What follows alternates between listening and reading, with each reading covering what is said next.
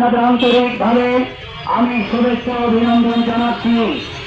সম্মানিত তৌহিদি জনতা, আপনারা জানেন গাজীপুর টঙ্গী বিএনপি জামে মসজিদের সম্মানিত ইমাম ও খতিব জনাব হযরত মাওলানা মুফতি মহিবুল্লাহ মাদানীকে অপহরণের প্রতিবাদে হিন্দুত্ববাদী আগ্রাসন দ্বন্দ্ব ও দেশবিরোধী ষড়যন্ত্রের প্রতিবাদে বিক্ষোভ মিছিল ও সমাবেশ।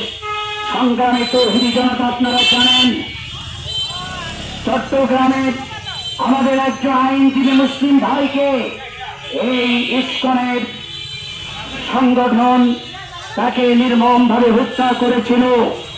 এতেই ক্ষান্ত নয়, আপনারা জানেন আমাদের মুসলিম পরিবারের একজন বোনকে, মাদ্রাসার ছাত্রীকে এই সংগঠনের উগ্রবাদী হিন্দুত্ববাদ এই ইসকন সংগঠন তাকে ধর্ষণ করেছিল।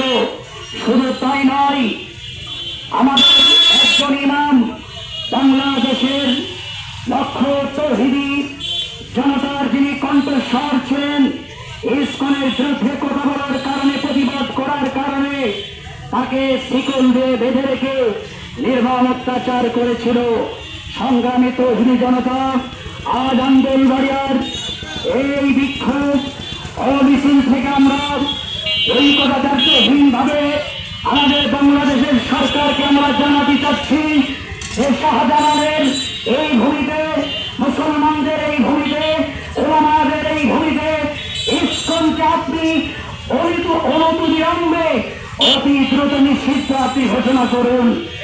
পৃথিবীর বিভিন্ন দেশে, সিঙ্গাপুর সহ পৃথিবীর বিভিন্ন দেশে এই ইসকন নিষিদ্ধ আছে। আপনারা জানেন 1966 সালে ইসকন প্রতিষ্ঠিত হয়। সেই মর্মে এই আগ্রাসন তারা মুসলমানদের উপরে বিভিন্ন সময় বিভিন্ন কায়দায় তারা মুসলমানদের এই বাক স্বাধীনতা কেড়ে নেওয়ার উপরে, ইসলামের উপরে, মুসলমানদের উপরে যে অবস্থা তারা স্বৈরাচারী যে কার্যক্রম করতেছে, আমরা আন্দোলবাড়িয়ার আজকের এই বিক্ষোভ মিছিল এবং আজকের এই বিক্ষোভ মিছিল থেকে আমরা জানিয়ে দিতে চাচ্ছি, আজ হোক কাল হোক বাংলাদেশের মুসলমানরা গর্জে উঠতে পারে এই শাহজালালের মাটির থেকে ইসকনদেরকে ভারতের দাদাবাবুদের কাছে চলে যেতে বাধ্য করবো। আমরা জোরে বলে কথা ঠিক কিনা? আমি আর কথা না বাড়িয়ে আপনারা যারা ইমাম কল্যাণ পরিষদের আজকের এই মিছিলে আপনারা সমবেত হয়েছেন, আপনাদের সুস্বাস্থ্য কামনা করে আমার বক্তব্য এখানে শেষ করলাম। আমার তৌফিক ইল্লা বিল্লাহ। আসসালামু আলাইকুম।